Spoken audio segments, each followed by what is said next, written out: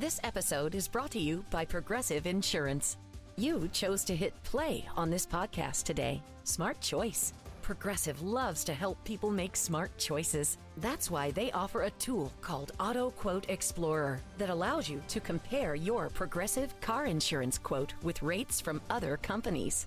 So you save time on the research and can enjoy savings when you choose the best rate for you. Give it a try after this episode at Progressive.com. Progressive Casualty Insurance Company and Affiliates. Not available in all states or situations. Prices vary based on how you buy. Every team, every topic, everywhere. This is Believe. Coach, that was fun. You said you didn't want the team to result playing isolation basketball with some playmakers out, and 37 assists on 46 made field goals. What did you just make of how the team was able to get into an offensive rhythm early? Well, they committed to it. They committed to each other and trusting each other. And no one was concerned about what their game looked like. We were just collectively playing together. And give Dyson a lot of credit. I thought he was the catalyst for a lot of that. His decision making when we got in the paint. Those are things that you got. I mean, I talk about him all the time. You can imagine how much we talk about him as a team and work on him. And so when you see a group of guys truly play like a team, you're not always going to be successful doing that. But I think that's, as we've said, that's the pathway for our team. There's nothing wrong. We had a few situations where they're, switching pick and roll 1 through 5. Good to get an isolation situation. That's good. But we had someone run up and create some indecision, and then we shot. So even in those situations, we're connected. One time Dyson had something, and he shot it to Zach on the wing real quick. So they just were thinking about how to make each other better on both ends of the floor. It's visible. You're thinking about what you can do to help your teammate. But it's not easy. You have to really have a lot of trust. And I thought that's where being able to run puts us in a mindset where that occurs. And as we said, defensively we're getting better. And tonight I think we took a step offensively that we just have to have everybody continue to commit to that. We got to keep working on it because it's not something that you just kind of decide you want to play a certain way. You have to grind and practice and learn how to play together. 13 steals tonight as well. You mentioned Dyson and how aggressive he was defensively as well, but it just looked like it was a total team effort defensively to try and slow down the Lakers. What do you make of how they were able to play defense, especially there in the second half where I felt like they really shut down the Lakers starting lineup? Yeah, I think, again, we can always point to the job that Dyson does on the ball, but I thought Onyeka, Mo, those guys in different coverages, were in the right place. They were executing, and that's, against probably the best pick and roll player in the league, other than the guy that we got on our team. And that's not easy to do. And for the most part, I thought we had some breakdowns, and the pay for when you do, but even those situations guys were talking about. Just really pleased with, I don't know how many assists we had, I don't know how many buckets, but a lot of good things. And the crazy thing about this league is you can feel one way last night and another way today. But the challenge is that this game's now behind us, and we continue to take something from these games and use it to get better. You never know what that looks like that you can take, but there's some things we did tonight that I think we can take with us. In this game by Mo Gay tonight, compared to where he was a year ago, what's allowed him to break out like this? I think a couple things. One, I think the work that he's put in before practice. He's one of a number of guys that basically go through a pre-practice with a group of our coaches, put a group of players together, and they just work. And they work on the right things. They work on playing together. And I think he's become more and more instinctive. You can tell he's kind of settled in, or the game's moving slower for him offensively, and defensively he's just unique. Some of the versatility that he has, but I don't think it's magic. He's been hungry. He wants to get better, and he's putting the time in.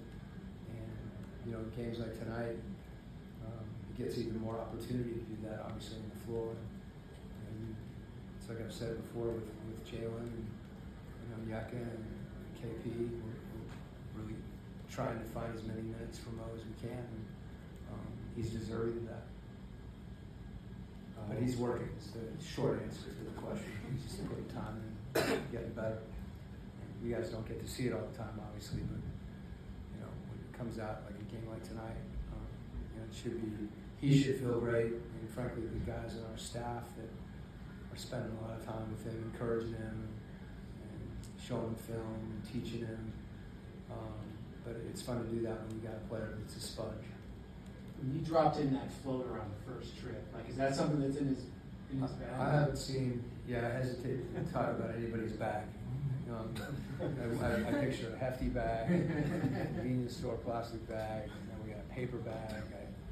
So all I know is that I haven't seen him do it before, but my guess is he's been working on it. Quin, I know Basin hasn't played a lot to this point due to some of what you just said about having 3-4 guys ahead of him, but what did you see from him? 27 minutes, very productive. Similar to some of the stuff I just talked about with Mo, to echo that. He's another guy that is putting time in and I think believes in, the things that he can do on the court to help our team be successful. Both those guys have just thrown himself into the group. And it's good to see him playing with confidence. In both Asa and Mo, I think, since the summer, there's been a consistent, the only voice that they've heard talking about whether they should shoot the ball in the corner has been take that shot. And so it's good to know that they have confidence to do that, and we have the confidence in them, and our teammates do as well. So Ace's activity is unique. He just finds ways to get into plays, and I'm happy to see him do that. He impacts the game. Both those guys will not run plays for him. They're just playing basketball. Coach, I know not every night, the ball is going to see the bottom of the net. You talked about that before, but I'm curious what you thought about tonight's shots quality, especially from the perimeter.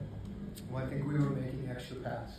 When we got in the lane, we felt the defense collapsed, and we weren't necessarily having to challenge shot blockers. We had our eyes out. When you do that, that pass in and of itself kind of is a vote of confidence to the guy shooting it. And oftentimes, it's not the first pass that gets shot.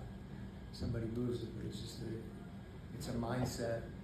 And my feeling is when that does happen, when the player that ends up with a shot, oftentimes it's a better shot, but it's also an affirmation that you should shoot. It's someone showing confidence in you because you moved the ball like that. We moved it quickly, and I think that's important. That's one way we didn't have to fight as much pressure. So that was good to see.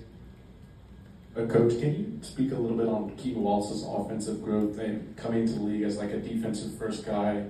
He's had a lot of, he had a 6 assist game, another 7 tonight, and with 4 threes. You speak on his offensive growth and what you've seen from kind of year 1 to year 2 with him. Yeah, it's interesting. So Keaton is playing because he plays defense. He's actually had an offensive game. You're seeing more of it, I think. Particularly, he's hit some big shots late clock because he is confident in that. I think the biggest thing for him has been understanding what our team needs. And our team's needed, his steadiness handling the ball and the defense. And then if we're playing the way that I think is the best way for us to play, where the ball is moving, his offense kind of comes as part of that. And, he's got the ability to get a shot and even to get in the rim and get an advantage. He's another guy. When he got in there a couple times at the end of the clock, he shot it, but there was a lot of times he got in and he was looking to get it out. And the more that we can create for each other, and the more we have the mindset about how to help each other, that's the formula for this team to be good offensively. Coach, most of this game is hustle and after it. You know, obviously, win or lose, you can live with your team hustling. Yeah. You know, you put their all into it. You know, so just talk about this team taking advantage of the Lakers' kind of lackadaisical plays, back-to-back steals. It seems like you all were really, really hustling and just taking advantage of just the Lakers just kind of just running up and down the floor. Didn't look like they knew what they were doing. Yeah, I wouldn't. I talk about what our team did. And I think that hustle manifests itself lots of ways. I mean, one thing is just us running. If we can put pressure on teams by doing that, the challenge there is, you know, if you get three guys running, not all three of them get the ball. So you've got to be willing to really run for each other. Defensively, the competitive endurance that's required to sustain a possession is, you know, like anything, I guess, endurance is what it is. You know, you just have to continue to push that. And, you know, it's good to see, and good to see our guys embrace those things in those specific parts of the game where they're, you know, they can be impactful.